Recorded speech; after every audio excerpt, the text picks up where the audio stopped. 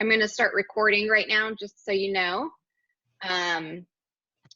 But yeah, if no one has any questions, we'll go ahead and get started by looking at the rubric. If you want to go ahead and click on the classwork tab, and if you scroll all the way to the bottom, the rubric is here for the literature review.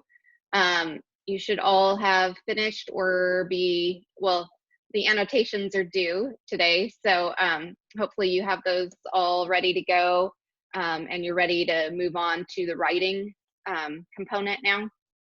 And so I thought it would be important to review the rubric and look at the sort of the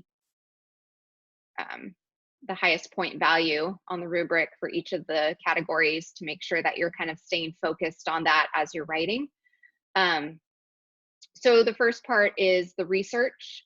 Research is thorough and compares and contrasts results from numerous researchers and appropriate theories. Strong support for logical components of the project. Provides evidence from current research. So you guys have done a really good job of working on your annotations and finding research in your area.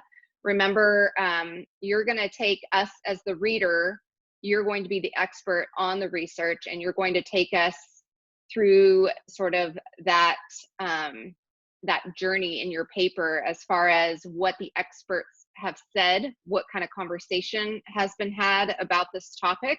And then, of course, you're going to position yourself inside of that conversation and put forth what you postulate on the topic as well. And so support from research and application to project or focus. So there are more than 30 references cited within the paper. References are cited appropriately for content. There's a balance of synthesis and summaries of research. So you're not only summarizing the research, but you're also, you know, saying this person, and this person all agree. These people disagree, and this is, you know, how I position myself in the argument. So you're synthesizing all the sources and becoming sort of the expert there, not just summarizing what the research says. You know, there is an allowance for some summary, but you want to move more into the synthesis of the research. So quotes are used appropriately, sparingly, and support the thesis. Remember, our quotes, we use those sparingly because we want to be able to paraphrase it in order to synthesize our beliefs into it as well. That's why we only use quotes sparingly when, you know, they will make a big impact and have a lot of value. So clarity and coherence. Clear thesis representing full understanding of the research focus. Every word counts. So your thesis is your position on the topic. What do you, you know, what is your opinion on the topic that you're researching? So again, you want to start with that research question, and it would be your answer to the research question. That's often what your thesis is comprised of. Your analysis and synthesis of research makes sense to the reader. So you want to take them through in a logical flow through your paper. If you're doing, you know, sort of a timeline, or, you know, you should have themes throughout your paper. So those themes should be logical. They might kind of go chronologically, or, you know, based on the first foundational theories, and then work their way to the more current ideas and so forth. Or you might have it chronologically within each topic. So just make sure you're paying attention to how you're organizing it. The evidence is relevant, accurate, complete, well integrated, well documented, and appropriate for the purpose of the project. I think you all have done a good job so far of looking for relevant, accurate, complete evidence.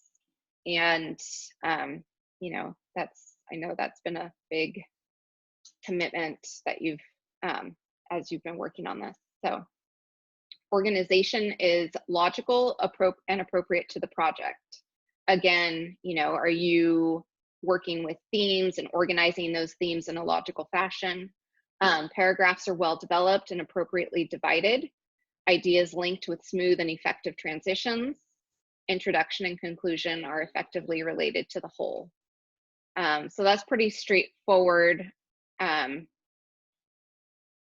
Let's see, style and mechanics. Each sentence is structured effectively, powerfully, rich, well-chosen variety of sentence styles and lengths, virtually free, of punctuation, spelling, capitalization errors, accurate APA throughout. And then the length is more than 25 pages of narrative. So a lot of people say, you know, oh my goodness, 25 pages, it's a lot. And yes, it is a lot. The common response from the instructors, you know, those of us that do the literature review class, is that this is just one component. So don't worry more about all of this than, you know, this component, because if it's just one component of the rubric, then, you know, we'd rather have more quality versus quantity, because that's just one factor. But otherwise, are there any questions on the rubric?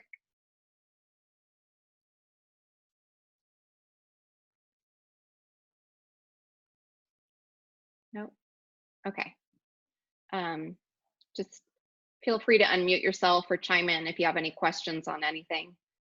Okay, so. One quick question. Yeah. You said that you wanted it turned in Google Docs, but when I noticed that when I try and transfer the file from Word into Google Docs, it messes up all of the way that the paper, all the structure of the paper, and then I can't fix it in Google Docs. Can you just write in Google Docs instead of in Microsoft? If our school doesn't even use Google Docs, so my Google Docs is limited to few and far between in the classes. So I'm kind of learning on the fly. Okay. So I'm trying to transfer it over, and some of the formatting is correct, but some of it is not. Okay. And I can work with you after class today and kind of. Yeah, because all my annotations are everything's done, but when I tried to transfer it over to turn it in, it messed up the formatting. Okay. So I have a couple ideas, and we'll just talk, you know, at the end of class and go over that. Okay. Okay, so this first video is 10 minutes, and it's more or less a quick overview of the process. Part of this process you've already completed, and part of it you're about to embark upon. So it gives you some good ideas on what to think about as you start. Hi, I'm Cassie, and I'll be your presenter today. My topic is an introduction to writing a literature review. This workshop may be especially helpful for graduate students. Here's a brief overview of the components of this workshop. First, we'll define literature reviews as a writing genre typical in many disciplines. Then we'll examine the common writing conventions and rhetorical moves of literature reviews. Then we'll discuss strategies for getting started. Finally, we'll consider organization. Literature reviews are typically part of a larger project, such as a research paper, article, book, thesis, or dissertation. This workshop focuses on literature reviews as part of a larger project, but you may be also assigned to write a standalone literature review.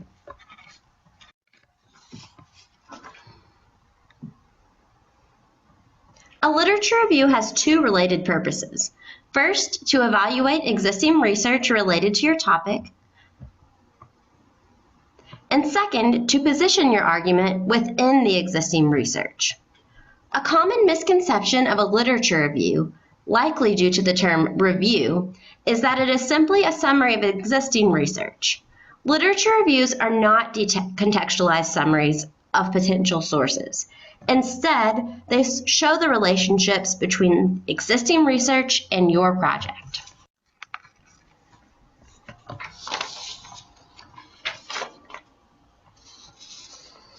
Now we'll look at some common rhetorical moves of a literature review across disciplines.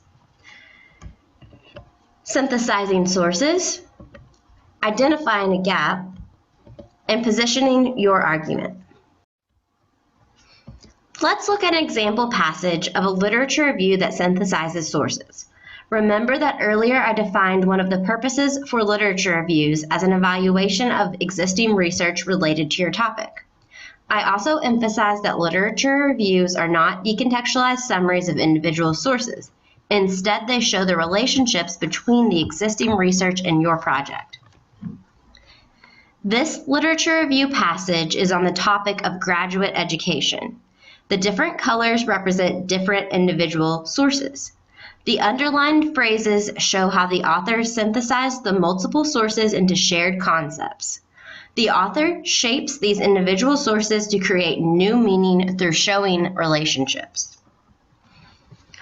Remember, synthesis means putting your sources in conversation with one another instead of considering them as isolated theories or research.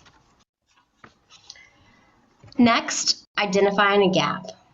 In addition to identifying and articulating the ongoing scholarly conversation through synthesis of sources, you will make an argument about where your research fits into your field. We call this rhetorical move identifying a gap. When you identify the gap that your research will fill, you show the relationship between the existing research and your project. You are making an argument that research still needs to be done.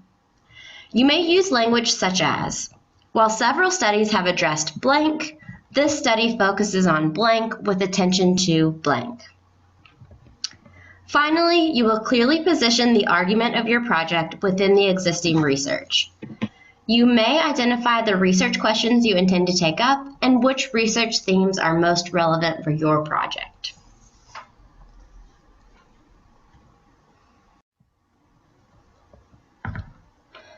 Next, we'll talk about some strategies for getting started based on where you are in your research writing process.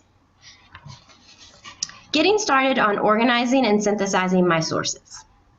You will likely need an organization system for your sources. Your goal is to begin mapping out similarities and differences, evaluating, dividing into themes, theoretical positions, methodologies, and/or debates. Before you begin reading, determine an evaluation strategy. Ask similar questions of all your sources. Your discipline's expectations and conventions will likely determine how you evaluate sources. But methods, argument, date, credibility, and relevance are common evaluative categories that you can compare across sources. One common way to organize and evaluate is to create an annotated bibliography with a citation, summary, and explanation of its relationship to other sources in your project. Here I'm showing an example summary with key phrases color-coded. Another organization strategy is a chart or double entry notebook. The source information is on the left with a summary, and reflections and connections are on the right. Again, the themes here are color-coded. Another option is to use citation management software such as EndNote or Zotero.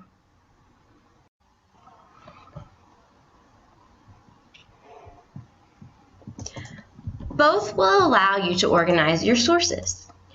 You can sort, tag, and create summaries of your sources in a library. If used correctly and consistently, software like these can make citation much easier throughout your research writing process. Writing, organizing, and reorganizing as you read and encounter sources will make drafting your literature review much easier.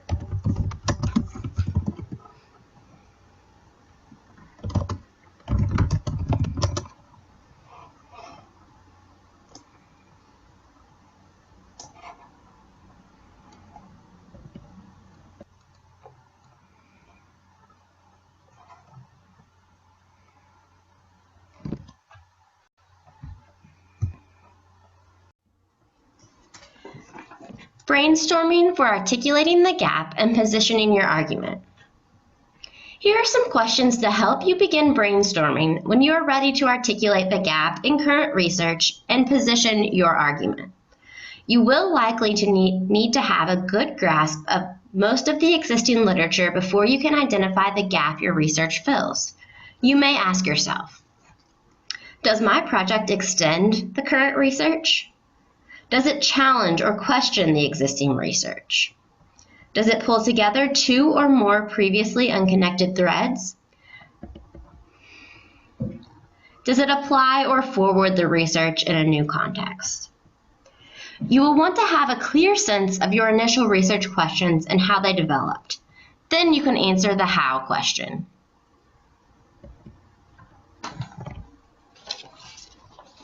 How does your research intend to fill the gap? Why is this important to know? Now let's look at the organization of a final draft of a literature review. Remember that your discipline's expectations might determine some of the choices that you make here. In your introduction, you will define the overall topic or issue. You should point out the overall trends or themes you identified through your evaluation and synthesis activities. Finally, you will establish your position or argument and provide your audience a roadmap to the body paragraphs. You want to preview the body paragraphs. In your body paragraphs, consider how you organized and synthesized your sources. You will present a synthesis of your sources based around one organizational strategy. Those strategies could be thematic, methodological, chronological, argument-based, or theory-based. You will likely need to include all relevant sources, but spend the most time on the ones that have the most significance to your project. Finally, in your conclusion, you will identify the gap in current research and restate your argument from the introduction. You will make an argument for why and how your research is viable in relation to the work already done. Let's sum up what we talked about today. First, we defined a literature review as a writing genre typical in many disciplines. A literature review positions your research within the ongoing scholarly conversation by synthesizing and evaluating the literature. Then we examined the common writing conventions and rhetorical moves of a literature review. We looked at synthesis, identifying a gap, and positioning your argument. Then we discussed strategies for getting started, depending on where you are in your process. It's important to organize your sources, write as you read, and write out clear answers to how your research relates to the ongoing conversation. Finally, we considered the organization expectations. Literature reviews have an introduction, body, and conclusion. Thank you for your participation and for listening to this workshop from the University Writing Center.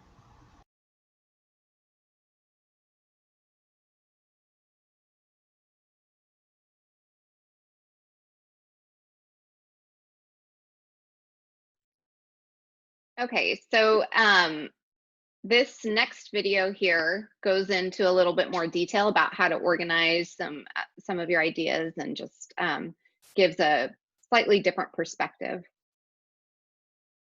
Hey everyone, my name is Cecile Badenhorst, and welcome to this presentation on writing a literature review chapter in a master's or a PhD dissertation.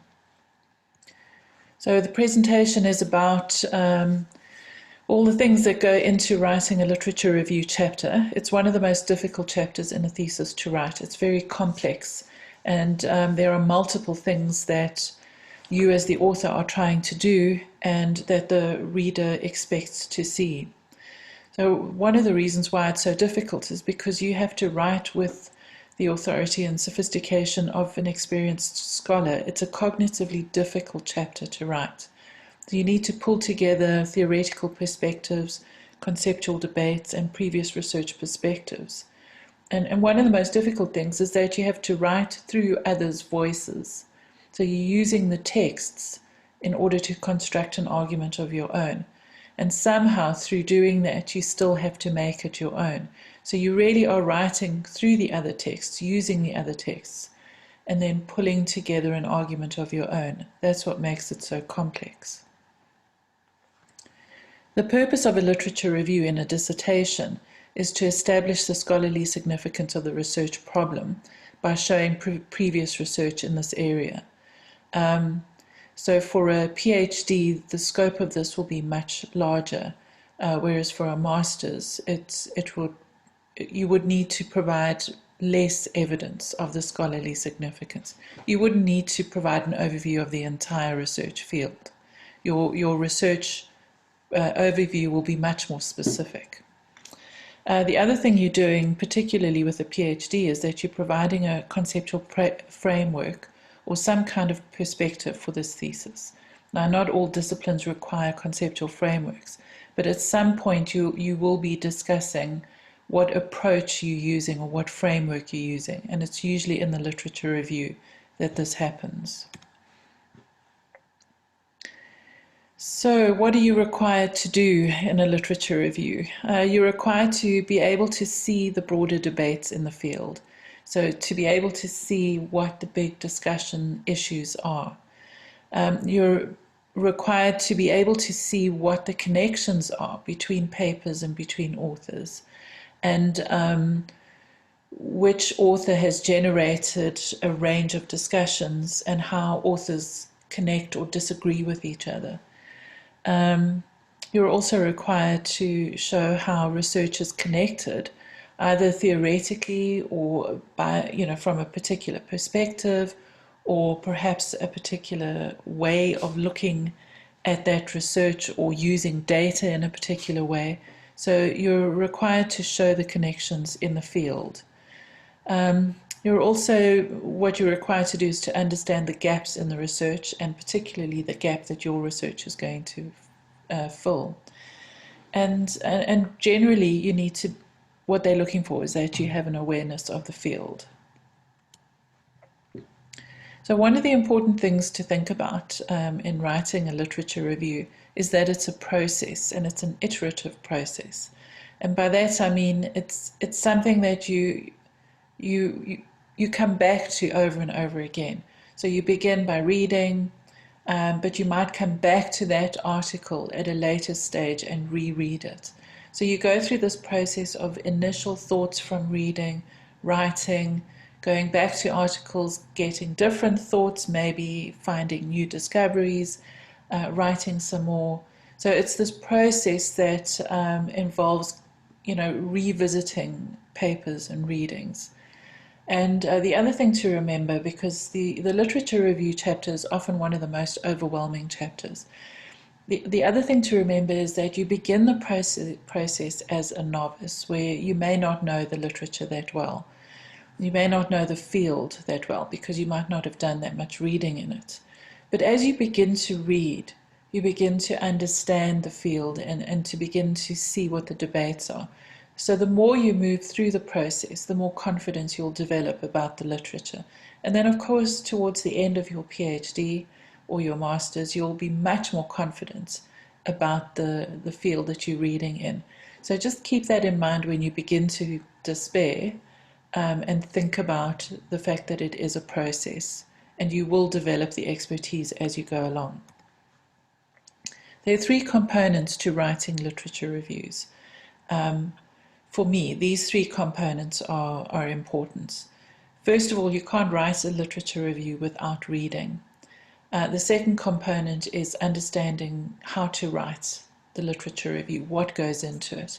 And then the third component is citations, which we often see only in terms of conventions, but actually citations play a very important role in helping you construct not only your argument, but your identity as a scholar.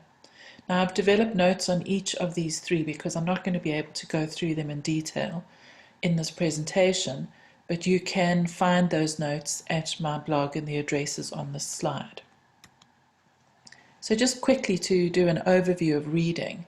The only way you find out what's happening in the literature is through reading.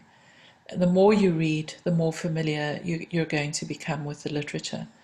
At the beginning, as I've said, it will seem overwhelming, but as you read, you'll begin to see the same authors appearing, the same points being made, an argument against a particular point, and you'll be able to work out what's happening in the field. The other point I wanted to make on reading was really about reading source documents. If you can, go back to the original documents, especially for a PhD, not so much with a master's. But with a PhD, if you see a source document being quoted quite a lot in the literature, then go back to the original document. I mean, not only is it good in terms of seeing what was written originally, but you'll find that your confidence will increase if you have read the source documents and you're not just relying on other people's interpretations. Now, in the notes on reading, I have quite a bit of information on how to read critically, how to develop notes, how to relate your notes to the research that you're conducting, and the kinds of questions you can think of as you're reading an article. So hopefully those will help you in terms of reading. The next component of the literature review that I think is important for you to understand is the genre. So how is this chapter written and what goes into it?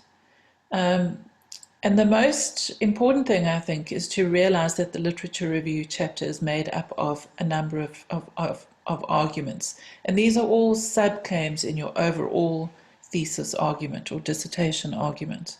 But in this chapter, what you're trying to claim is the need for this research, the knowledge gap in the literature, so the scholarly need for this research, your assessment of the research that has been already conducted in the field, and your conceptual framework or perspective, whatever it is that you're using to frame your research.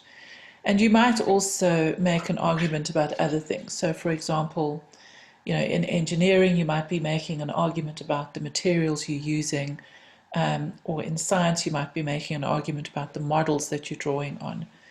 So these are the arguments that go into this chapter. So how the chapter works is very similar to other chapters in that you would have the introduction, a main body, and then a conclusion. And in the introduction, you set up the purpose. Why is this chapter important in your thesis? How have you gone about, finding the sources for this chapter? And then you might give the reader some signposting. This is what I'll be discussing first, and then moving into other sections. The main body of a literature review is really open to all sorts of ways of organizing it. And it can depend on your discipline, but it can also just depend on the research and the field. So you may find that using a chronological approach is a very useful one. So for example, if you're tracking a concept or a theory and you want to see how it's changed over time, then showing how authors have used that approach over time would be a chronological approach. So you could say in the 1960s, this is what made up this particular concept, but then it's been critiqued and it's changed over time. So that's a chronological approach. That means looking at the literature as it was written over time. You may also find a thematic approach useful. That's where you break up the literature into key themes and discuss those themes. You might find a contextual way of organizing the literature is more relevant. So what is the literature in Canada? What is the literature in the UK, in South Africa? The type of publication, I mean, most literature reviews are not organized around this, but you might find that you have a subsection in there where you talk about key books, for example, or key authors, or you might talk about significant journals in the field. So that's just an idea for you in terms of organizing this. You could talk about particular authors and their perspectives. You could group and organize the body in terms of particular authors, key thinkers. You could look at the evolution of a concept and how it's changed in the literature. You could look at key debates, so you could set up your chapter according to the debates and then the counter debates. But really what you're doing in the body of this chapter is you're evaluating the literature and you're identifying gaps. And then in the conclusion, you relate back to the purpose that you stated in the introduction, you summarize the key points, and you relate it to your current research. One of the key problems students often come across in writing this chapter is what to put in and what to leave out. And especially these days, there's so much literature out there that is accessible. It's very difficult to, decide what needs to, what should stay in and what can be left out. So here are some ideas of what you can do. So you can think about the topicality. You could define your subject according to a particular topic. You could refine that topic in order to limit the literature. So if it's a field where there's a lot of literature, so for example social justice, then you might want to refine it to social justice in education, or social justice in adult education, or social justice in adult education in Newfoundland. So you can see that each time you're refining it, it will help you to establish what you should read and what you can leave out. The comprehensiveness, you can also decide how comprehensive you want to make this review. Will you read literature from all over the world, or will you confine it to a particular context? So just make a decision on how comprehensive you want the review to be. The breadth, is it going to be within this discipline, within a sub-discipline, or will you be reading cross-disciplinary?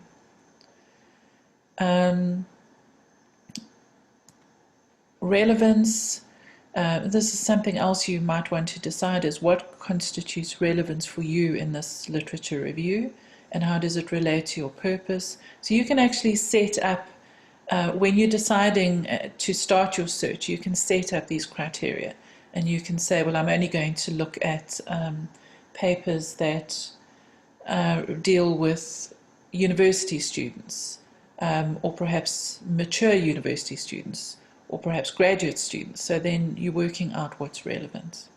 Currency, how far back do you want to go? Do you want to say over the last 10 years, 15 years, 20 years? Or will you only look at the literature within the past 5 years, particularly if it's an area where there is a lot of literature?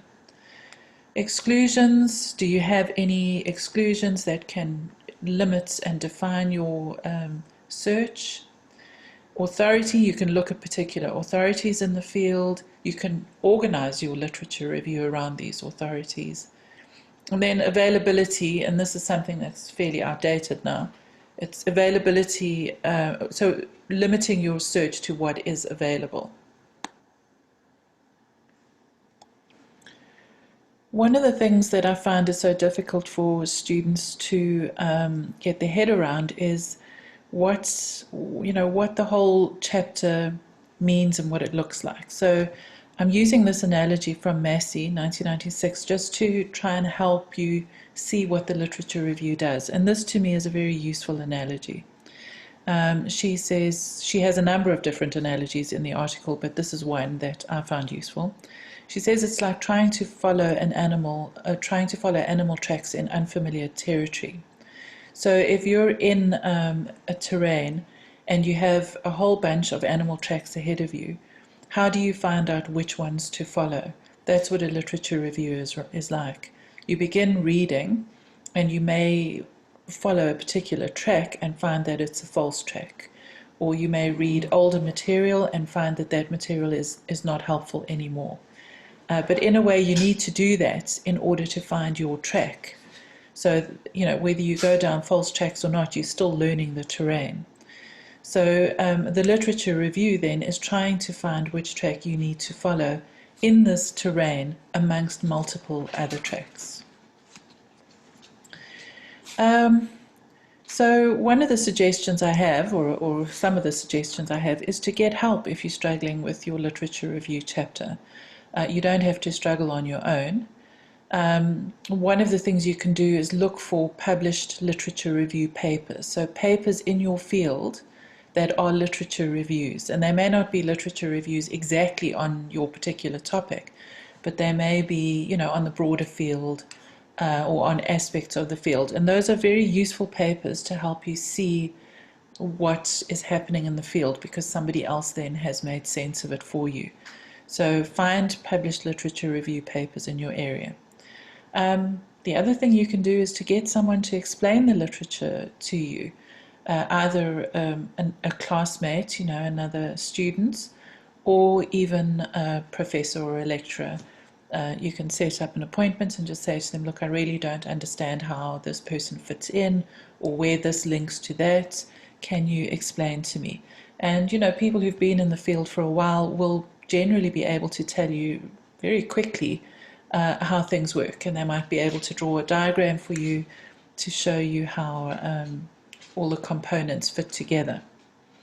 Another tip this is what I do, particularly if I'm reading in a new area, is to order all the papers and books chronologically, and then read from the earliest one to the most current one. If you do that, you can see how things unfold over time in the papers. So you'll be able to see where one person makes an argument and then somebody argues against that, and where that person then refines that argument in a later paper. So if you're really struggling with your field, or order your papers chronologically and read them in that order. It'll give you a good sense of how things have happened. The other tip I would give you is to take a literature review paper, a published literature review paper, and deconstruct it. So have a look how the introduction was written, how did they organize the body, how have they pulled together their conclusions. And then you can use that as a model if it's something that you feel can help you. The other thing that is really helpful is to draw a diagram, to draw almost like an organogram of how the authors and papers all fit together. So if there's a key thinker, which authors have drawn on that key thinker? How has their thinking added to or changed what the key author had to say? And get a big piece of paper and just scribble your drawing down. It doesn't have to be neat. It's really just about thinking, mapping the literature or the field. And then the last tip that I have for you is to do big picture reading as well as detailed reading. And by that I mean, when you're doing the big picture reading, you're doing a search according to your criteria, and maybe what you're doing is collecting the abstracts and then reading across all the abstracts and making the initial decisions and saying, yes, this is relevant, no, this isn't relevant. In reading across the abstracts like that, you get the broad sense of the field. And then you can identify which articles you'll need to read in detail. And then those articles you can read specifically in depth, do an in-depth reading of it. Okay, to quickly move on to citations. Citations play a very important role in any chapter, but particularly the literature review chapter, because one of the things your readers are trying to see is how much you have read. So citations really play an important role in this chapter. But here are a number of different ways for using citations. So, I mean, one of the most common ways is to acknowledge the idea or thinking from somebody else. So that's the intellectual property rights. But the other thing you're doing with citations is you're acknowledging the history of thinking in this area. So you're not saying, my research begins at this point with a tabula rasa behind me. What you're saying is, I know that lots of other people have thought about this, and this is how they have thought about it. But what my research is doing is thinking about it slightly differently. Citations also help your reader to find your sources, and this is something that I think writers often don't think about. But dissertation readers, examiners, will look up your citations because they are interested in them. So, paying attention to your citations is important for that. One of the key reasons for citing is to provide evidence. Evidence comes in the form of secondary published sources in academic context. So when you're citing, you're providing evidence for whatever arguments you're making or claims you're making. The other thing that happens with citations is that anyone you cite is making a statement about who you think is important or significant. So if I'm citing this person versus that person, I'm making a choice which my reader can then see about who I think is significant. Citations also show your discourse community. So it shows your knowledge of that discourse community, and it also shows your affiliations. So, for example, if I cite Freire in education, then my reader knows immediately that I'm coming from a particular perspective because I've cited that author. And then the last reason why you would use citations is that you draw on authorities to help you substantiate your claims. So if I cite a big name in the field after making a particular claim, then what I'm saying is that this authority has also said that, and I'm agreeing with that. So citations matter. They matter because your reader is interpreting who you are citing as well as what you are citing. So how and who you cite contributes to your overall argument. And just to give you a very brief example, so if you're using a single author who's a key authority, as I've said, then you're making a statement about that authority, what perspective that authority has, and how you are aligning yourself with that authority. The other way citations matter, I mean, this is just to give you an example, is that if you group multiple authors together after a particular point, so you make a point and then you cite multiple authors, then what you're doing there is not only collecting bits of the literature together, so you're showing patterns, but you're also saying this is a significant point because so many people have agreed with the way I think. So that's just an example of how citing single authors or citing multiple authors says a lot more than just acknowledging where the ideas come from. So citations show how much you have read, who you've read, okay, how you've evaluated source texts and decided which ones were important, how well you understand the content and the issues in the source texts, where you stand in relation to those source texts, and how well you can read the discourse and respond to the discourse community. And what that means is, do you understand the field? Can you understand the debates in the field? Can you see what counts as and what is valuable in that discourse community? So it's very important to evaluate your sources because that's part of what you're trying to do in this literature review. So, I mean, the kind of basic evaluation of sources is who is it written by? Is it someone who's an authority in the field, or is it someone who's fairly obscure?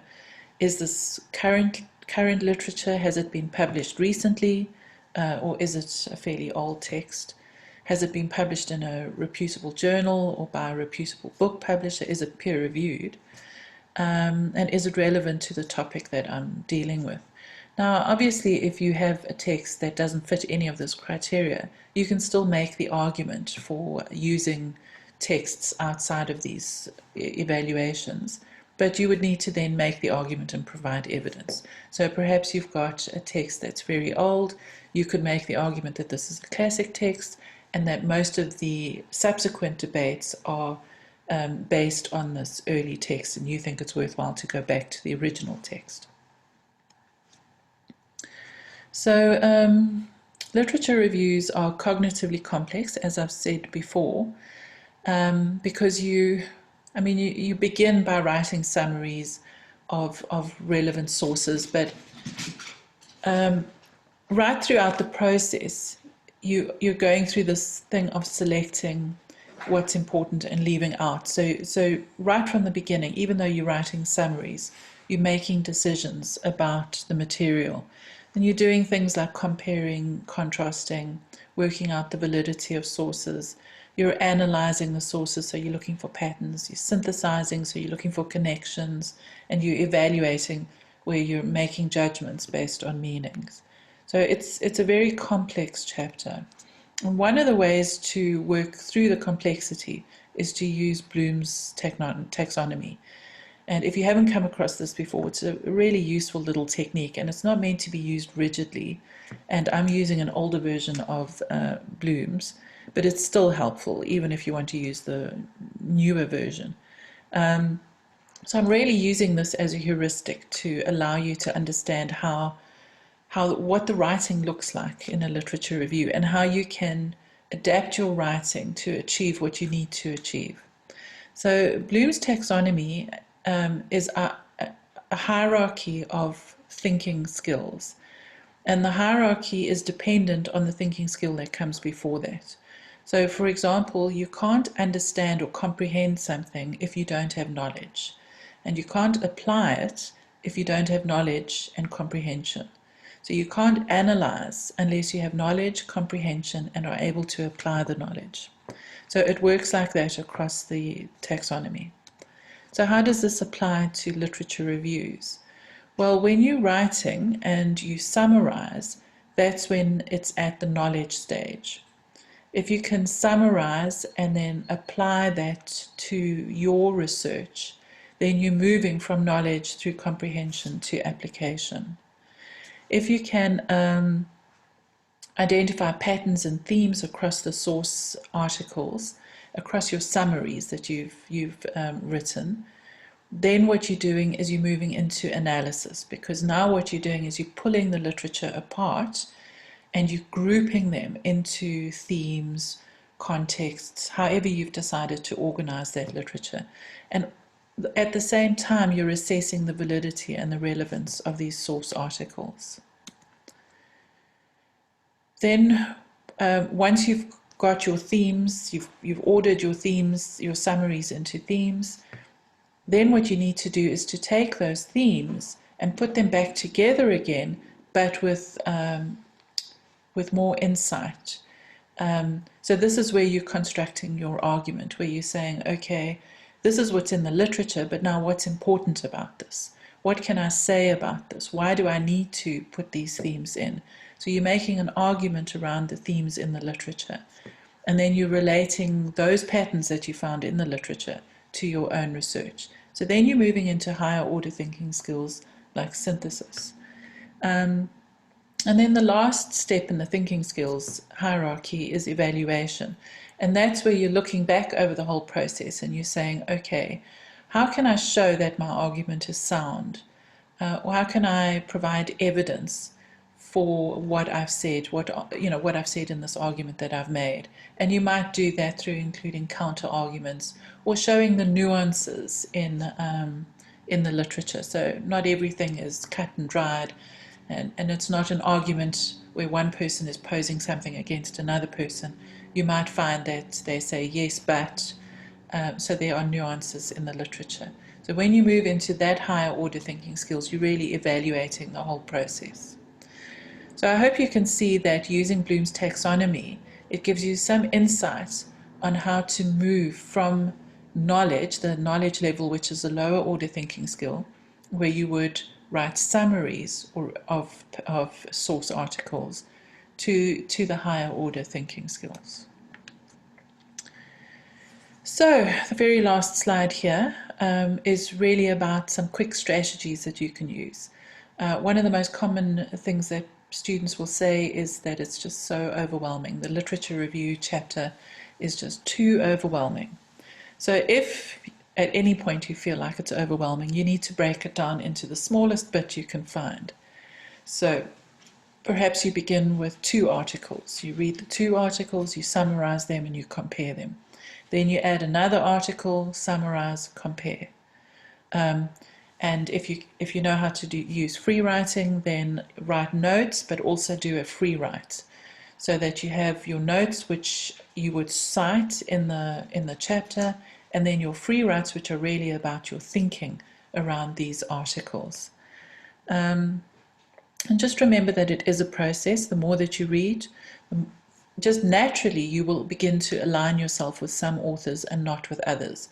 So just through reading, you will find yourself sorting the literature and saying, these are the authors that I find, resonate with me, and these don't. So that's one way of beginning to organizing this.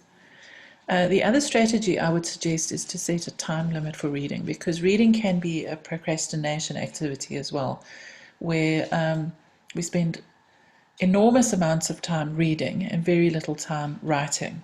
So I would suggest that you spend time thinking about your searching strategies. So you set up the criteria for the searching, then you move into actually searching for literature, searching, downloading papers or collecting books and articles from the library, and you set a time limit to that, and then you move into writing.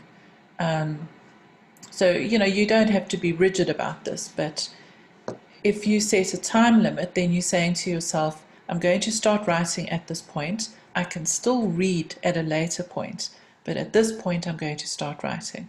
Then once you've written, you can always go back to your search, add new literature, but you will at least have something written down that you can work with. This last slide has all the references that I've used in this slideshow. There are a lot of sources out there now to help you write the literature review. Even just a Google search on the internet will come up with all sorts of ways to help you write the literature review. There are plenty of YouTube videos, and in the notes that I've developed, I've added some YouTube videos that I think are very worthwhile. So there's a lot of help out there. You don't have to struggle on your own. I hope you found this useful. Please go and visit my blog for the extra information. And you can let me know there if there's anything else you need to know or if you have any other comments. Thanks. Bye.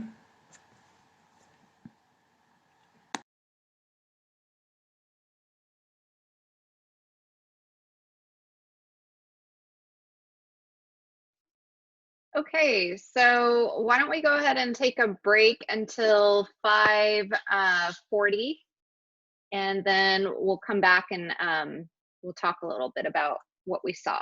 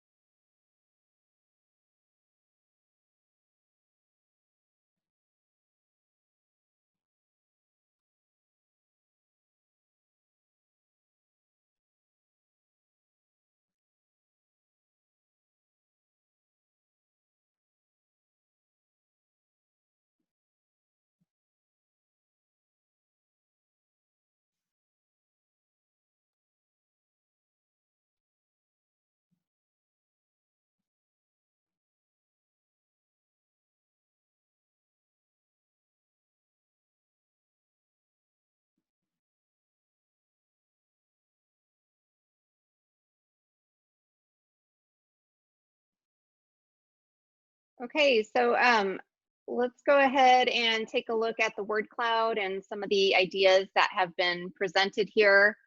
You see some of the more common ideas are larger. Some of the less common are smaller, but still equally important. So what do you, as you see this word cloud developing, what are some of your thoughts? What are some things that, you know, that you've already done with your lit review that maybe you might adjust based on what you saw today and some of these concepts here?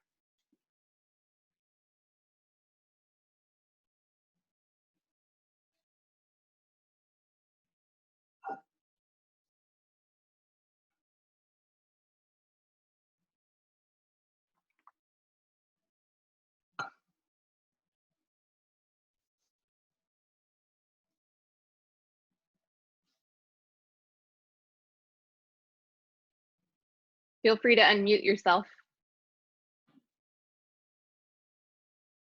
Okay, I'm going to unmute everyone and then just mute yourself if you want to be muted.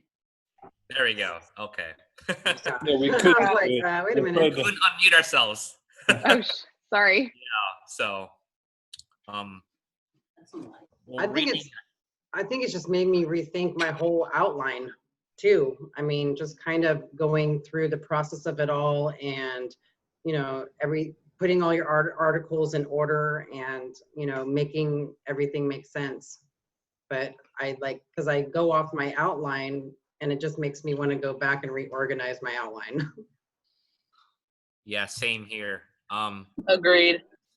When I do the annotate biography, and then I did some writing based off what my sources, it leads me to delve deeper into going to more resources so that it flows well with my paper. So, and actually, I mean, I talked with my project advisor about how to go through this, and then I may have to do more reading, cite those sources.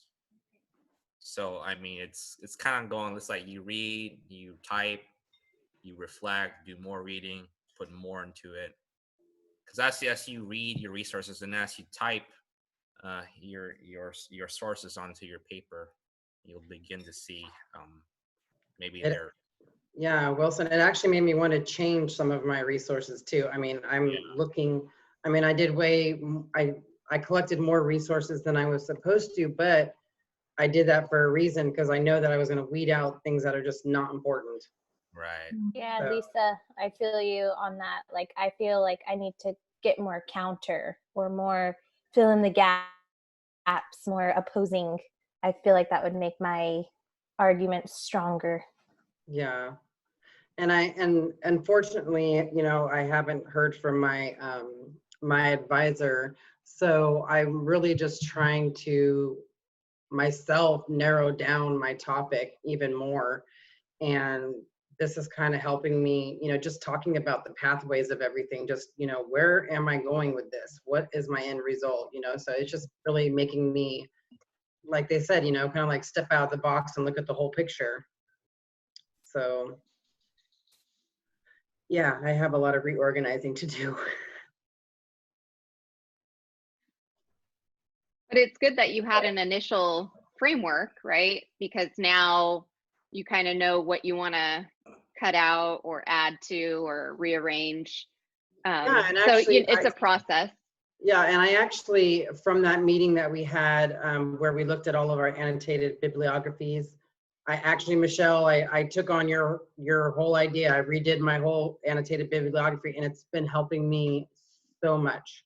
Like, just to be able to input, you know, have all my resources, my cited work, everything there, and it's going to be so easy to get rid of what I don't want.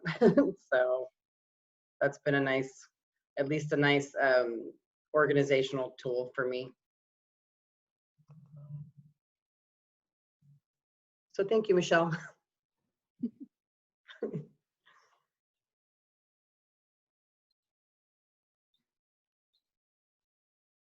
Anyone else have any thoughts? I can't, oh, sorry. Thought I unmuted everybody. Yeah, and also the chat too. You disabled the chat, so. Oh, there we go. Okay. I think I felt the Look at same the way chat, as far Jeff. as not having enough opposing articles. Same, like that opened my mind to that. Yeah, again, it's very important to really talk to your advisor because this literature review does tie into your project.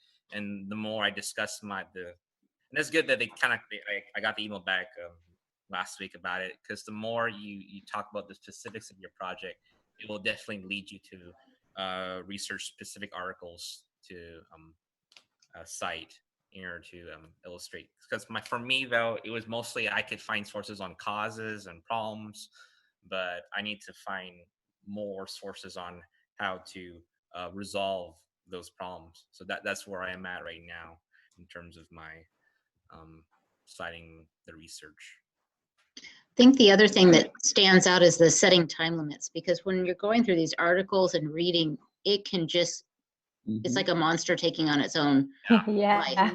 No, And also keeping things on track, because I think a lot of us are seeing where you can go off on another completely different branch, and just like they were saying, is having some sort of order, some sort of chronological frame or something, because it's so easy to get sidetracked with our subjects where you can just keep going in a whole nother direction. Yeah, I feel like what's helping me is the video that got paused last week. I finished watching it and the guys mentioned like themes. So I went and I color coded, and I'm just trying to stay focused and concise on those themes, and just what is this citation? What is this source saying? What theme is it? And just like color coding everything so that I can put them together and put 3 together and put 1 in the right category. And then those fall under my outline themes. And it's really helpful, I think, to color code and name the theme that you're going for. That color coding is great visually. Just, I mean, it helps you sort through everything, you know, after you've done it all, you can easily sort through. Yeah, and I'm using the strike through formatting, so I know, oh, When I you're used done that using. already. Yeah. I'm just That's like awesome. a big work in progress, working mat on my Google Doc right now, and I'm just working little by little.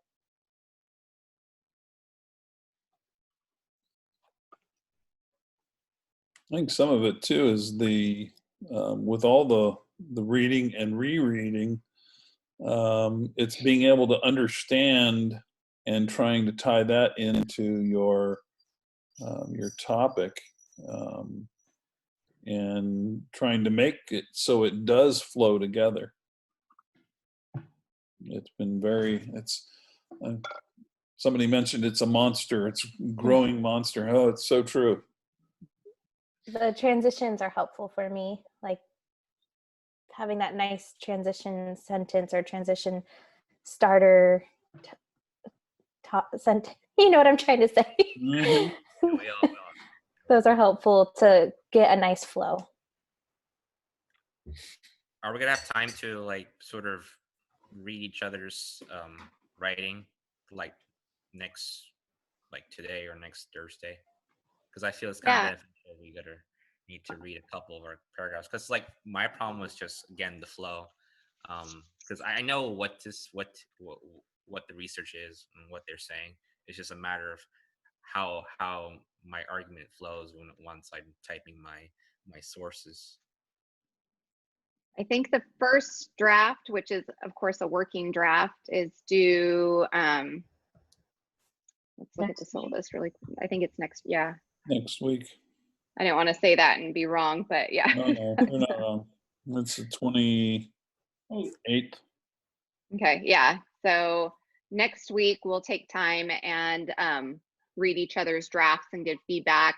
So, you know, something you might look out for as you're reading is this, can you follow this flow of information? You know, does it make sense to you? Is it logical? Because, you know, as you're writing, of course it makes sense to you. You have all that research that you've done in your head, and you know all the background information. So having a fresh set of eyes look at it and tell you, you know, where they got stuck or what they didn't, you know, get.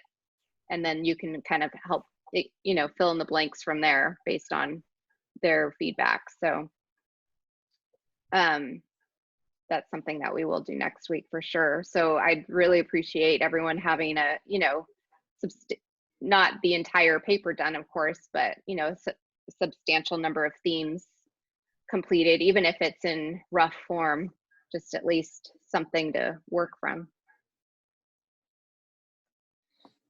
I've really found lately it's helping me to go back and reread some of the articles that I started with, because I didn't catch some themes early on because I really wasn't looking for them. And the more research I found that supported that, it's really helped me to say, okay, well, this author also talks about that theme, and I didn't catch it the first time because I really wasn't looking for it. So that's really helped me.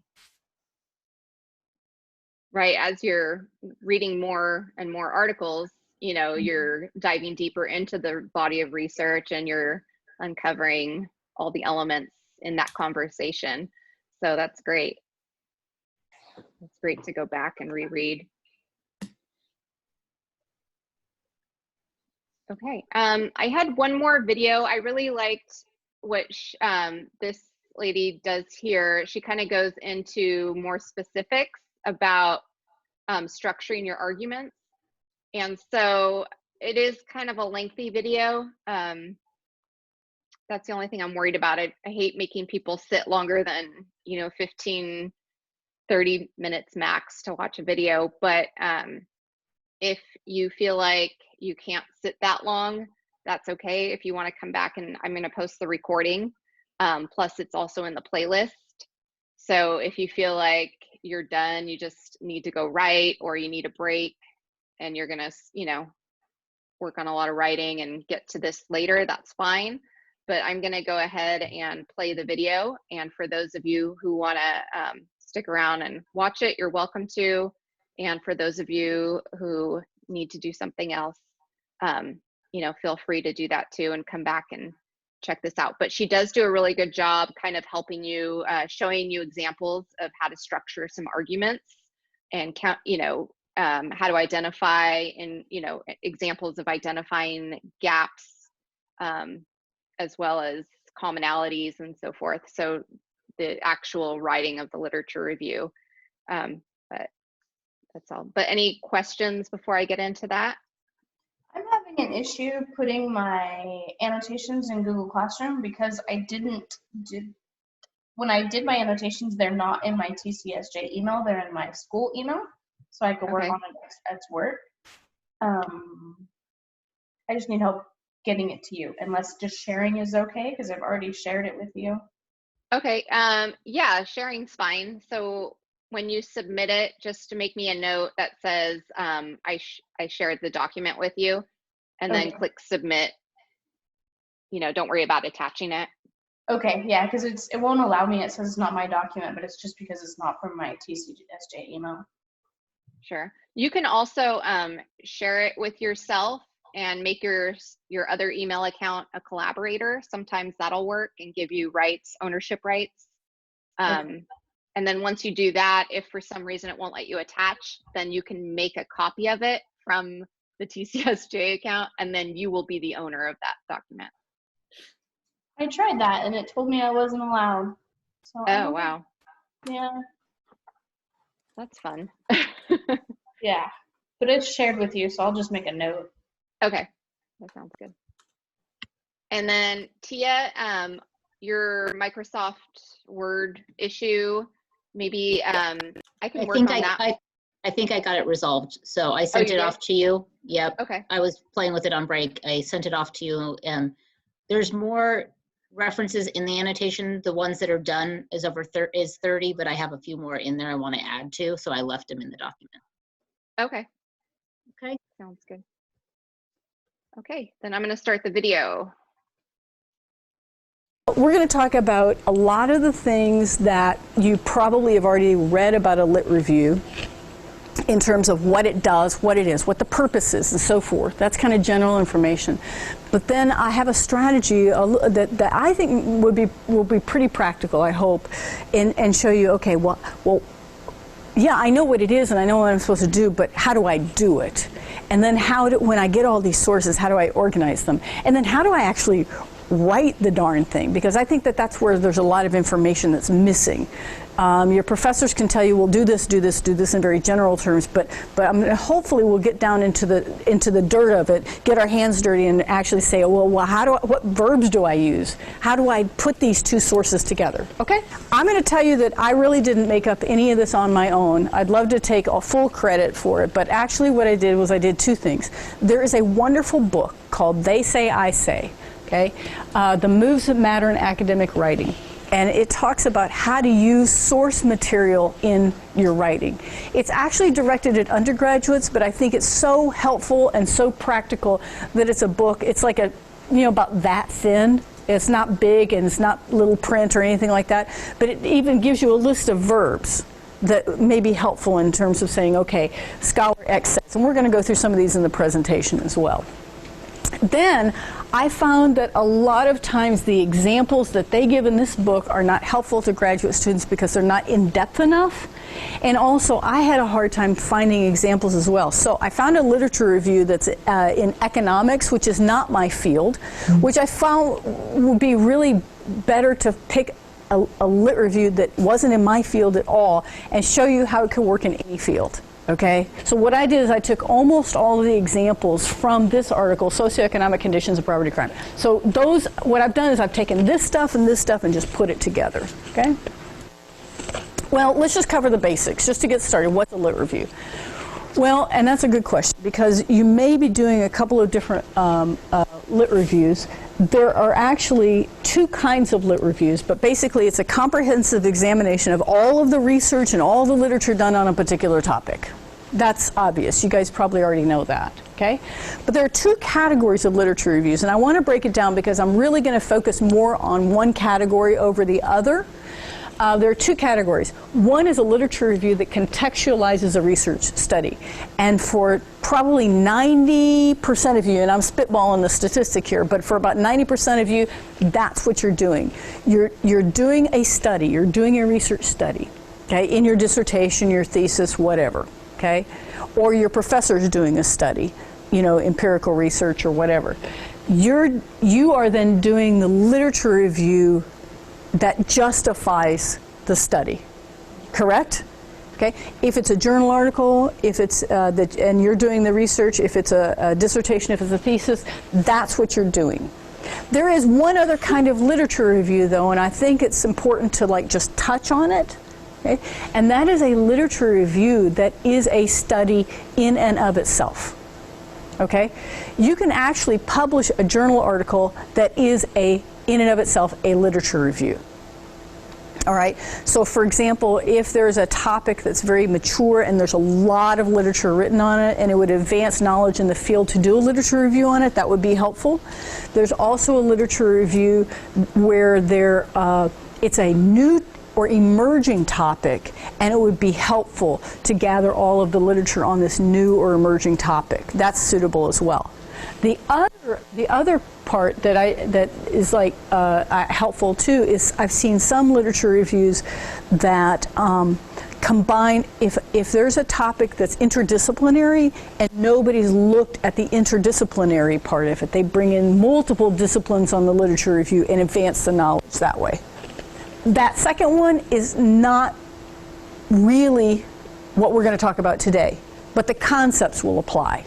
But most of you guys are in the boat where you have to write a lit review for your dissertation, your thesis, or a journal article, okay?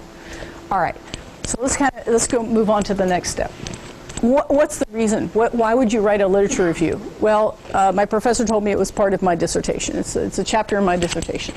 But what is it for? One, it establishes what is already known about a particular topic. And two, what methods have been used to research that topic, okay? And then also, when you're doing your research, if you don't do a literature review first, how do you know you're not duplicating what somebody else has already done? That's bad, because then you go to your chair and you go, here it is. this is the last 6 months of my life's work. And they go, yeah, but Smith did that 3 years ago. Smith and Wesson did a study, that's very similar to yours, and start over, right? So you don't want to get in that bind. You want to do your literature review. It's a matter of front-end loading versus back-end loading your work. You want to front-end load your work. You don't want to reproduce what somebody else has done, unless you're reproducing a study that somebody else has done. A lot of times you use the same methodology and so forth, and you get different results. In the sciences, I think this is done. But you still don't want exactly the same thing to happen, because then you're just replicating, okay? It also exposes gaps in the literature and helps you position your research. In your dissertation or your thesis, you're supposed to come up with something new, right? Okay, well, how do you know what's new? How do you know what's new? Okay.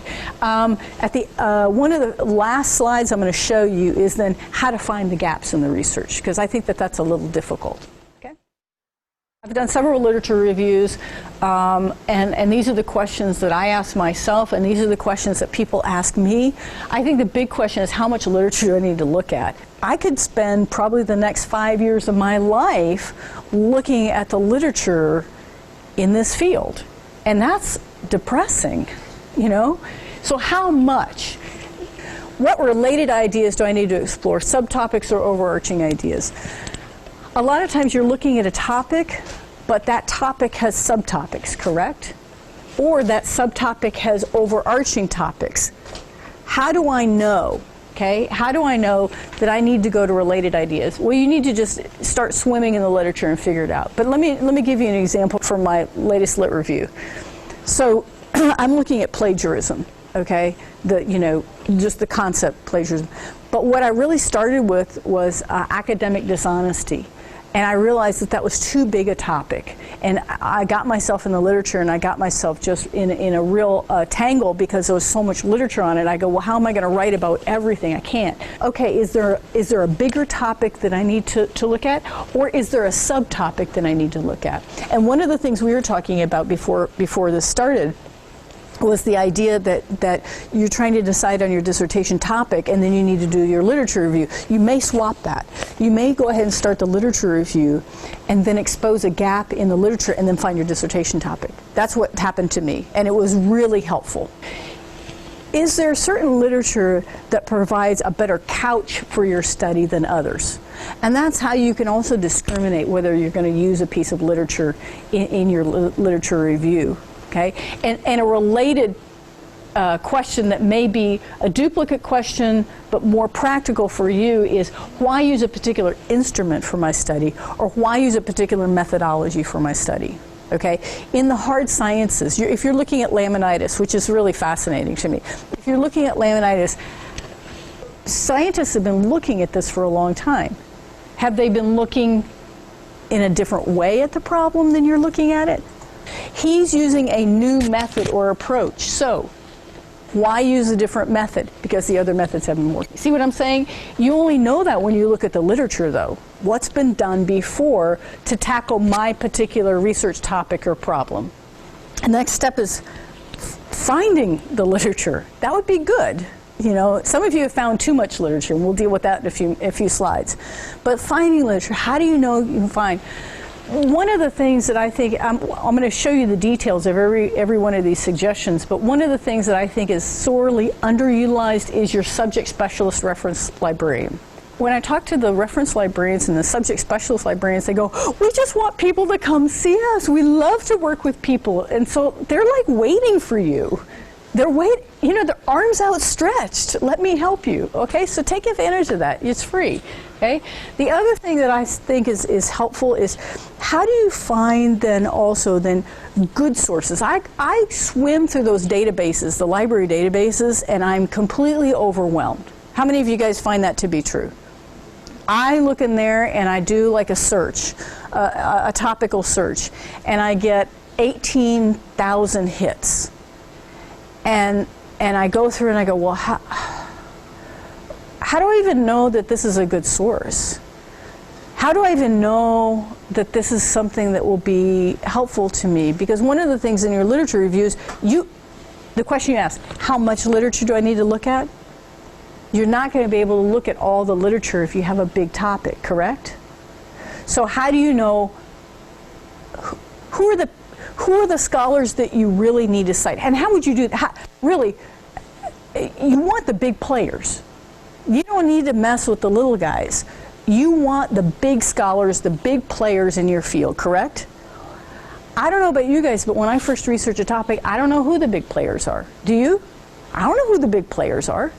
But Google does. If you go to scholar.google.com, it is not comprehensive. Your databases, your library databases, are a lot more comprehensive than this. But as a starting point, these articles come up, these books come up, and right here it says cited by, and there's a number.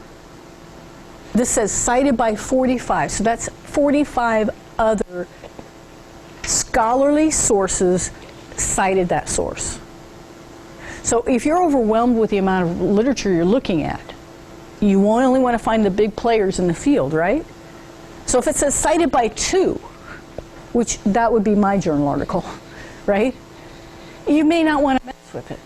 But if it says cited by, 60, cited by 200, right? Then you go, maybe this person is somebody that people are talking to and talking about. And all you're doing is you're tapping into the conversation, and you're trying to find a place for you to join the conversation. You're trying to find a little hole for you to fit into, all right? This is a real quick and dirty way of finding the sources very quickly. Once you're very familiar with the big name players in your field, the people who are talking the most respected, the most controversial, whatever you're actually looking for. Can you still hear the recording, Michelle? Yeah, okay, good. Because I had to take my AirPods were gonna die. So I just want to make sure I had to take them off. Then go back to the library database. Then you can do your searches. Your searches then can be much more refined. Because maybe you just want to find all the articles from Donald McCabe because he's the biggest player in academic dishonesty research that you can find. Then you're going to find related articles to that article. And see how it all kind of webs together? You can find dissertations written on your topic from your department from Texas A&M. Just like that. Okay. Why is this helpful? I wanted to find out. I wanted to read dissertations supervised by my chair and other members of my committee. Now that's a little bit outside the literature review, but do you understand why I might want to do that? I want to know what they're going to be looking for, what they've signed off on, that kind of thing. I also want to know what a dissertation in my department looks like. Okay? Now, there are all kinds of methodologies you may be using. You may go ahead and look for a dissertation or a thesis with even the methodology and so forth. There's a lot of things. But at the very minimum, to bring it back to the topic we're talking about today, you could look at a dissertation from your department and your field and look at the literature review and see what it looks like. Particularly those where your chair or your committee members have supervised those other students. See what it looks like. See what your committee members are going to expect. Because let's be honest, you guys, your committee members sign the paperwork, correct? Right? They do. And you want to be in line with their expectations. Okay? All right. So what you do here, you just go to the library, just the home page. You pick up the database one. It says search for databases, and it says ProQuest dissertation. So you can look for School Texas A&M University. You can look for the terms in the abstract, or you can actually look for the terms used in the document text. So, your topic in, did anybody at Texas A&M in my department or whatever at Texas A&M write a dissertation with this topic used in the text? I think that this is astronomically helpful, and a lot of people don't know about it. And it's a way to do your homework before you do your homework. Okay? All right. Where are we now? We know we have to do a lit review. We've gone to the library databases. We've looked at the subject librarians. We actually now have stacks and stacks and stacks of printed PDF files in our house, in our car, in the back seat. How do you wade through all of that stuff? Especially if you have a lot of it, okay? Okay, so the deal is you want to find out what scholars are saying about your topic. And we already know how to find the good ones, how the big players, Google Scholar. What are the ongoing debates or conversations on your topic? Okay? Is anybody talking about your topic at all? Okay? And if they aren't, why? And that's something to think about in terms of making choices. All right? If people are talking, who's talking and what are they talking about? This also helps you organize your information. You have a copious amount of information when you're doing your literature review. You have lots of information. And Brandy and I were talking about this earlier, that we gathered all the information, then we took a break from the literature review.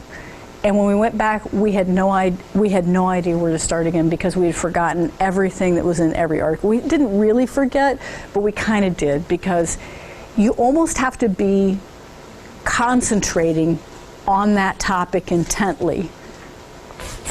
You have to be thinking about it and thinking about it. And you go, okay, well, what did so-and-so say? What did so-and-so say? What did so-and-so say? Okay? So what are the ongoing debates within your topic? And it may be, if you're in the hard sciences, it may be about methodology. Why does this methodology work better than this methodology? Well, this study was done, but it didn't do any good. And if you're in education, there's a lot of theories in education. You education people, I saw about half of you guys were education. Education, they love theories. Well, the theory is this. Well, this theory may not be adequate, right? Is this theory work? Theory, theory, theory, theory, right? What ideas do you agree with? Oh my gosh, this guy just has all the answers. You know, this is perfect. Whatever I do, he gets it or she gets it, and I'm going to follow that. And hopefully, once you do a lot of reading, you go, oh no. No, no, no, no, no. That would never work. I can see why they haven't solved the problem, because they're not looking at it in the right way, correct? And then this is probably the most important question if you're looking through the literature. What hasn't been said about your topic? Because really what you're trying to do is you're trying to find your little niche. What are you going to write about? What are you going to study? Okay? You don't want to say something that's been replicated. Organizing the writing of your literature review is probably the most difficult thing that you're going to tackle, I think. You know, I've got all these articles and I've read them all and I don't know where to start. Okay? I have a couple of suggestions.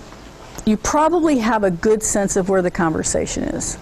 You know, you've done all this work, you've done all the reading. You probably have a sense that this scholar doesn't agree with this scholar, and this researcher used this methodology but didn't accomplish what you think could be accomplished with this methodology. Okay? Or maybe it's been looked at in this way but not this way, and you think that that would really solve the problem because somebody else looked at something this way. I was helping a student with her thesis, and she is doing a study of what's called bull switching in a water buck herd. Basically, they bring in a male for breeding season. They only want one breeding season to help with the health of the water bucks and the survival of the calves. So what they do, though, to keep the herd intact, is they take the bull, bring him in to this breeding season, then remove the bull and bring in a vasectomized male for these water bucks. Okay? Well, she had to do two things. She had to research bull switching in other species because it had never been done in the water buck species. And she was observing the animals in a semi-natural environment as opposed to the wild, as opposed to a zoo. She was looking at it at Fossil Rim Park, and that's a semi-natural environment where they don't want to interfere with the natural wildlife, but they do some interference, right? She found no literature on, bull switching and water bucks. She found no literature in bull switching in semi-natural environments. She found no literature, you know what I mean? Can you keep going? This is really great research that she's doing. But doing the literature review was very, very difficult because what she had to do was pull from other areas and say, okay, what work has been done on animals in semi-natural environments? Pull that in. Seems almost unrelated, doesn't it? But she had to do it because there was nothing in her field. What about breeding? What about breeding in semi-natural environments? You know, so she had to look at all of these things. Once she got that together, though, she said, well, how do I talk about it? All right? Her problem is probably not your problem. Her problem is that she had to really do a stretch on the lit review. For most of you guys, you're going to have too much literature on your topic. So how do you organize it? Well, one of the ways you can organize your lit review, and you're going to have a little overlap, but one is to look at the material sequentially. What happened first, what happened second, what happened third. In Ed Psych, sometimes this is helpful because you go, well, they used to think, you know, researchers did this experiment and they used to think that students did this in this way. But now, research shows, because it's very current, you know, you're always looking at the current stuff, the new stuff. Research shows now that this works better, okay? So sequential is not a bad way to go because you look back at what's done before. It won't be all of your lit review though, you know, and it may not be applicable to your lit review at all. Sequence may not matter, okay? What may matter is topics. So you look at your topics and your subtopics and you go topical, okay? Maybe you want to talk about research in semi-natural environments, bull switching in semi-natural environments. So you're looking at all of your subtopics so that it makes sense when you get to the end that your reader understands why you're doing the research you're doing, okay? Topical. You're going to do some topical no matter what. Methodological. No other strategy has worked. They've tried this, they've tried this, they've tried this. They've tried looking at it quantitatively. They've done bootstrap analysis. They've done regression. They've done qualitative studies. They've done this, they've done this, they've done all kinds of this. Nothing works, but my method will. See? You're setting that up. Okay. And theoretical. This is mostly for the education people. And the social sciences. Theory, theory, theory. This theory, this theory, this theory, this theory, this theory. I don't think that you're going to use one or the other. I think you're going to use a mixture of maybe all four of those, but it's a way to get started. So let's get rid of all of the stuff. Okay, you've got PDFs everywhere and you know what they say, but you're kind of confused. Okay, so I've got 3 articles that talk about this subtopic. Put them down, put them over here. I've got 3 articles that talk about this topic. I've got 4 articles that talk about this topic, and I have 1 article that debunks all of those articles. So then you have something to write about. You can write at least a couple of pages. And you guys, you don't have to write the lit review in one day. If you try to do that, you will, oh, I don't know what you'll do. Take it little bitty steps at a time. See what you can do in one sitting. And then move on, and then move on, and then move on. Think about, okay, what do they say? What do they say? This is what we're going to do. This is where that they say, I say comes in. What do they say, the scholars? How do I agree or disagree with them? Okay? What do experts in the field say about X? You could say the result of Hester's study contradicted the findings of Smith. What are commonplace opinions on X? Most experts believe that the stock market will continue to weaken over the next 6 months. What do scholars imply or assume? Some title line opponents assume that most young women simply do not want to play sports at the collegiate level. This is from a lit review that I did for a journal article. And then what I said was, they assume it, but it's not true because of the methods they use to research, you know, okay? What are both sides of the argument? Well, this scholar says this, and this scholar says this. That's where you start, you guys. That's where you start your literature review. Don't think of anything else but that at this particular point. What do they say? Okay? Now, I didn't put any citations in here. Of course, you're going to cite your sources. I'm going to show you, this is from the economics piece. Here's an example from a real journal article, a real lit review, that starts with one of those standard statements and then leads to placing that statement into the larger conversation. And it says, economists generally associate an individual's absolute poverty, I left out some of the stuff, to the individual's expected benefits of legal and illegal activity. Therefore, absolute poverty may create the perception that one's skills are relatively more productive in criminal activity. That's the general statement. Look at the transition then. In addition, now all I've done is, you know, you make a general statement. This is what most of the scholars, this is like standard thought in the field. Now I'm getting into my lit review and I'm going to say, okay, now I'm going to add a detail to that general statement.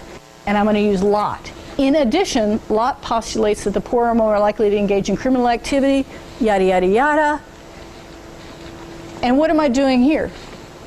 Basically, I'm then shifting. I'm saying, okay, this scholar is saying this. You're looking now at both sides of the topic, or all sides of the topic.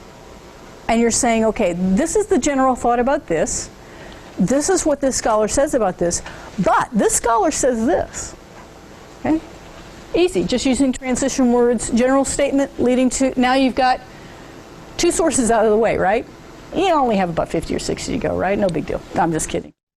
Now, what you can do is, now what I'm doing is, however, and this is, I've randomly excerpted these from the article, so don't feel like you don't understand the article because we're not going in order at all, okay?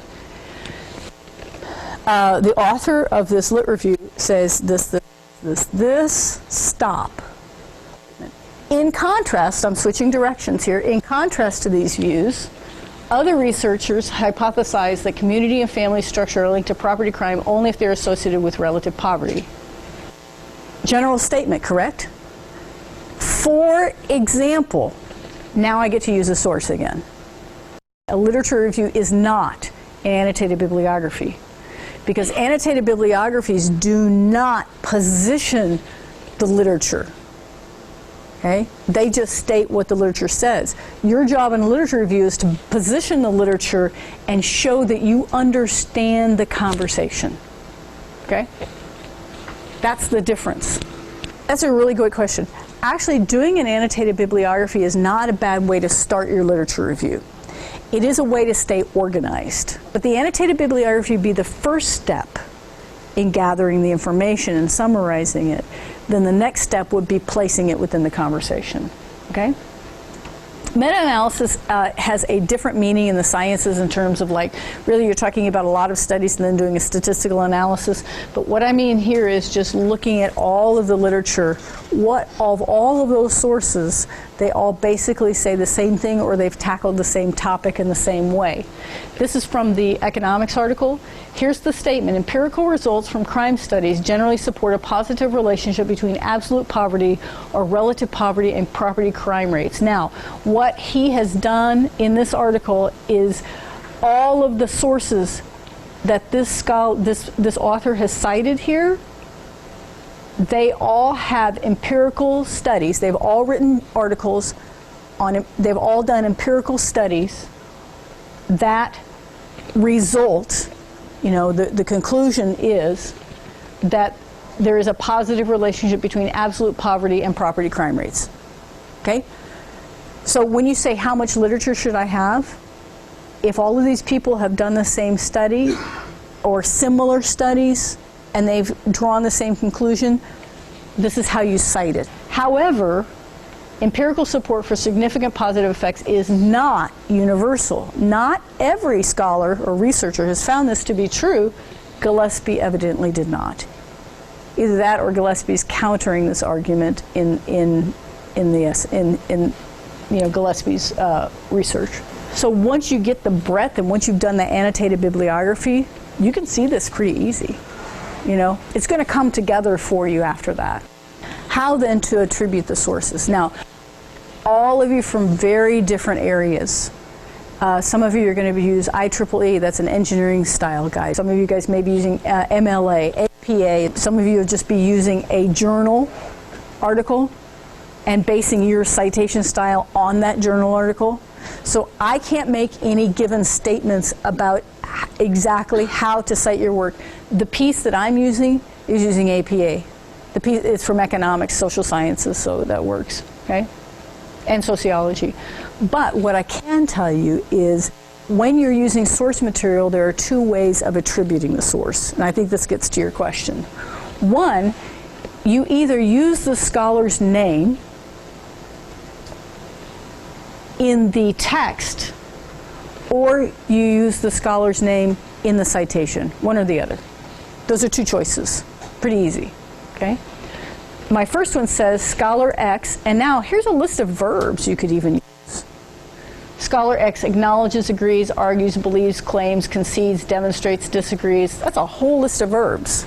You can use any of those. They're free. Pick them. Use them. No big deal. That's used in social sciences more because if you're talking about theories, there will be a person or a scholar associated with that theory. Does that make sense? If you're in the hard sciences, a lot of times that is going to come in the next one. Attributing sources within the citation. Transformational learning, although that's not the example I used, but transformational learning creates an opportunity for learners to experience a life-changing moment which will alter their worldview, Smith, 1997. A lot of times when you're talking about sciences, you're talking about this methodology was used in this research, yada, yada, yada, yada, maybe using the passive voice even, I don't know, and then you'll put the citation at the end.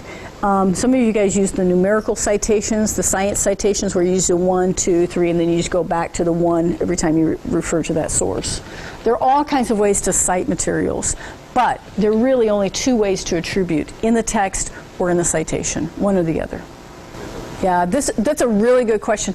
What I think is you're going to need to use common sense, because what's most important is that the reader understands where that information comes from.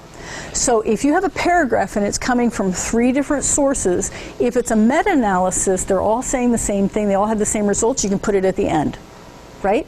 But if you're mixing it up and you're talking about this idea or this result, and then you're going to another one, put the citation right after the sentence. Then go on to the next idea, put the citation right after the sentence, and then so on. Because what's really important is you don't want to deceive the reader regarding where that information came from. It can really mess you up. Like I said, if it's a meta-analysis, you can wait till the end. If it's one source and one paragraph, it seems usually it's pretty clear that all that information came from the same source. You can usually go ahead and wait for it at the end. If you're in the social sciences, what I do, just to make it really clear, in education, social sciences, humanities, history, those kinds of topics, I then say Scholar X says, yada, yada, yada, yada, yada, yada, yada, okay? If you're in the hard sciences, you may not be using scholars' names to be referring to your literature. Then you're going to want to wait till the end. But I want to make it clear to my reader that this is so-and-so's theory, okay? If you use quotations, a lot of you guys won't be using quotations, but if you do use quotations, here are some really easy way for entering, just attributing your quotations, okay? Scholar X states, says, writes, complains, and then the example is yada yada, and then Scholar Y disagrees, saying humma humma. You can also go back to that list of verbs and just put any of those verbs in there that are appropriate. You definitely don't want to throw a quotation out there and let the reader interpret it. It's not the reader's, the burden of proof, the burden of explaining the quotation is on the writer, not the reader. So you go, this is a really cool quote. It says everything I wanted to say. It's so important. I have to use it. It's brilliant, okay? After you say it, or before you say it, you're going to want to explain it. Well, you know, this is a lot of information. A lot. How do I guide my reader through all of this information? Because it's pretty easy to throw the literature in here, but it's really difficult to make your reader understand the way it goes. You need a roadmap, right? Like that's what we were talking about, the however. Now I'm turning directions. In contrast, in addition, I'm going the same direction. However, I'm changing directions. Therefore, I'm drawing a conclusion. See what I'm saying? You got to guide your reader, okay? Because if your reader gets lost and your reader is your chair, you're starting over. So I have 3 ways of doing this when I write, okay? And I think they're pretty helpful. You can use pointing words. First of all, you want your topics to flow together. But that's why we're talking about sequential, methodological, and those kinds of things. Now we're getting down to the sentence level stuff, rather than the paragraph level stuff or the page level stuff. Now we're getting down to the sentence level stuff. Pointing words, transitions, and conjunctive adverbs. Using pointing words. Pointing words refer back to a concept you discussed in the previous sentence. You want your reader to know that you're really still talking about the same idea, but you want to avoid ambiguity. Sometimes if you use the word this, these, your reader doesn't know what this is referring to. If you use it alone, it should be absolutely clear what idea your pronoun is referring to. You can name the pointer as follows to avoid confusion. So if you're talking about the debate between scholars on this topic, you could say, this led to yada, yada, yada. But if this is not clear what it refers to, you could say, this debate, this argument, this methodological process. You know, whatever you're talking about in the previous sentence, use a pointer to carry your reader in that direction, okay? This debate is not settled because each of these theories has both empirical support and opposition, and then the citations. All right? I'm going to just show you a couple of transitions and just some things that you can do, and I got this from the Lit Review from that economics piece. In contrast to, great transition, in addition to, okay? You know, all of these things guide your reader. Oh, now I'm changing direction. Now I'm going the same direction. Now I'm drawing a conclusion. You need to pretend that your reader is not very bright. That's what my professor told me. He goes, you're really making a lot of assumptions about how bright your reader is. And I was like, well, I thought so. You know, no, make a roadmap. Make it explicit where you're going. Now I'm changing direction. Other authors claim that absolute and relative poverty have only conditional links to property crime. So I'm going through here. In contrast to these views or theories postulating a negative relationship between absolute or relative poverty and property crime, yada, yada, yada, and this is what everybody thinks. But other authors claim that they only have conditional links to property crime. And I'm proving that by citing the literature on that.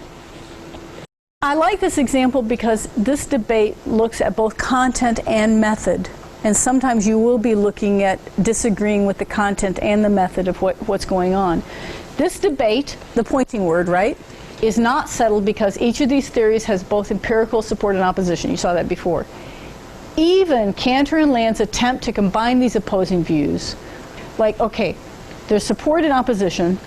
Now there's a study done that tries to combine the support and the opposition, but Hale and Saba criticized Cantor and Land's methodology in their study. That's getting down to the detail, isn't it?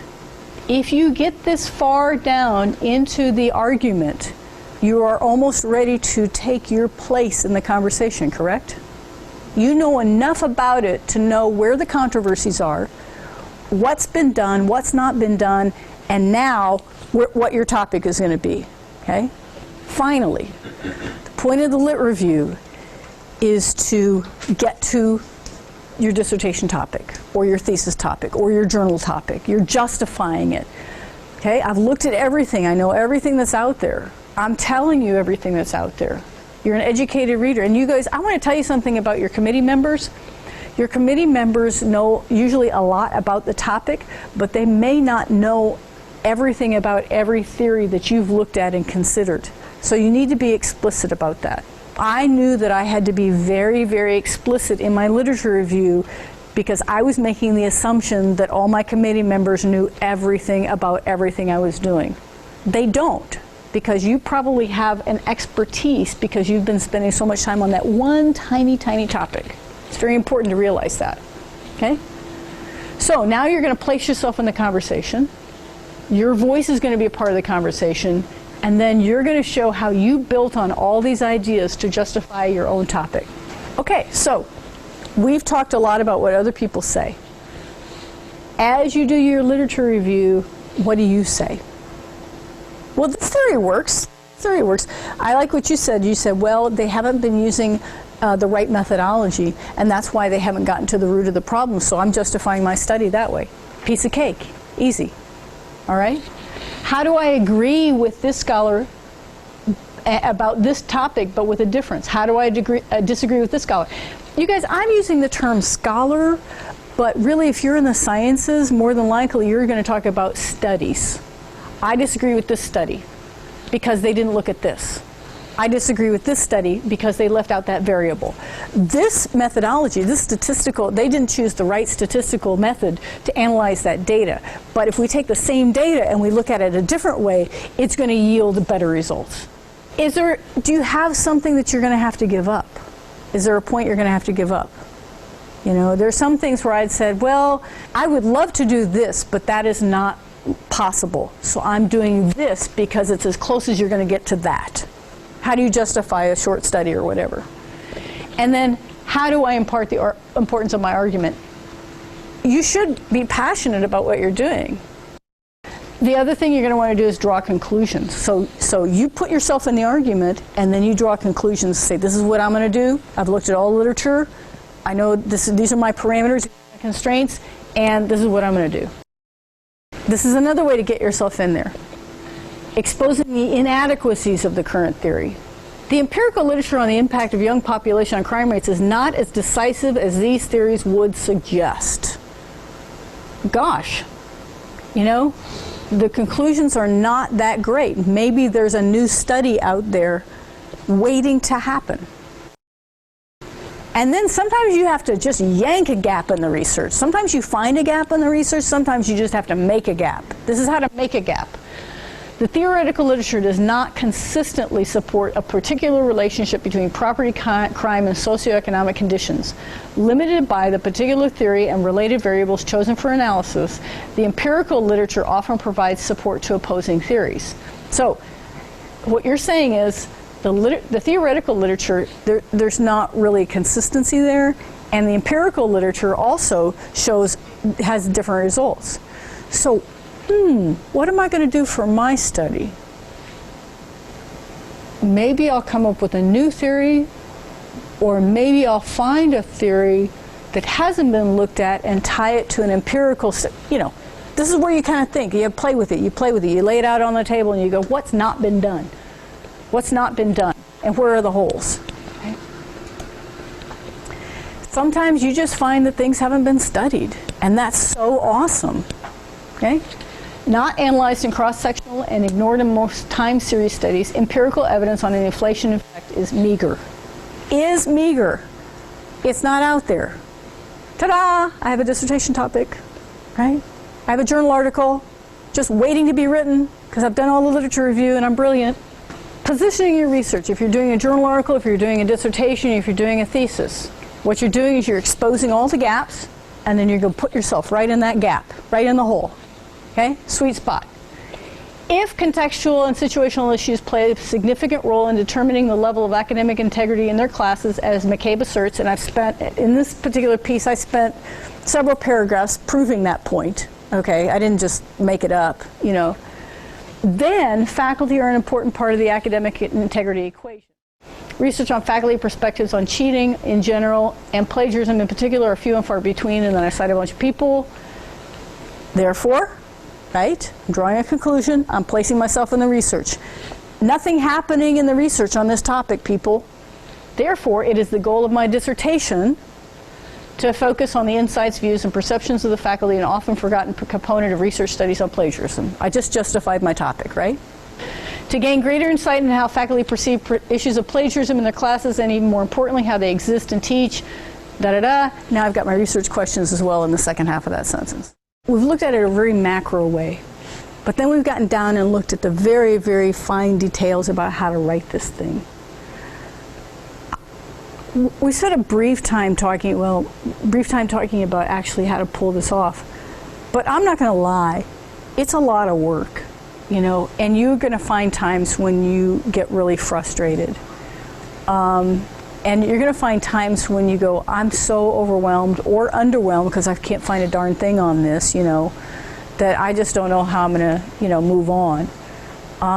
Just breathe. That's my advice. Just breathe. And try not to tackle everything in one day. Say, I'm going to work on this topic today, or I'm going to work on finding a source that will tell me, I'm going to find that source that's going to tell me if my 3-month study is adequate. you know, or I'm going to find a study that's going to help me find this, or I'm going to put together all of the arguments like against this way of doing things. That's a good day's work, don't you think? That's a whole day's work right there. And if you do that, take the next step the next day or the next week, the next step and the next day.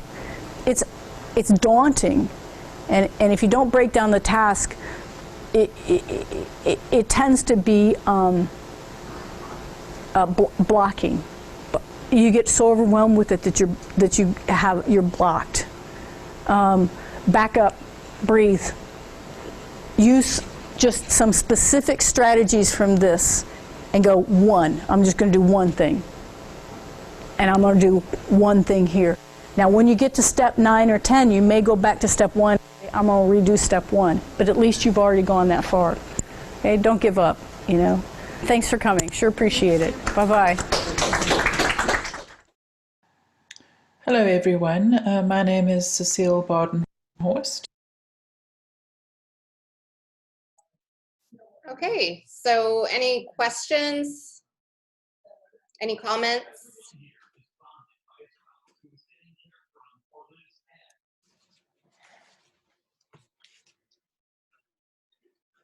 I just have one question about the, like, because I started to write and cite a little bit, well, a lot, but is it like not a common formatting thing to say a sentence, cite it at the end, and then start another author right away? Is that not a good, should I keep it like continue to cite at the end, continue to cite at the beginning? Do you see what I'm saying? Ending a sentence with a citation and then starting right away with another author's name. Does that look okay? I can't hear you. No, that's fine. You want to make sure you're citing each time, you know, you're talking about a different author. So. Okay. I just didn't know if that was like appealing or like if it looked bad, like to make it pretty. Yeah, and actually you will be citing a lot. It might seem kind of strange, even though it's all in your own words, you know. But again, these are the scholars that you're citing to make your opinions, your, you know, what you have to say seem validated. Okay, so it's okay to end a sentence with the author citation and start again the next author's name. Yeah. Okay, that was my only question. Thank you. Thanks. You're welcome.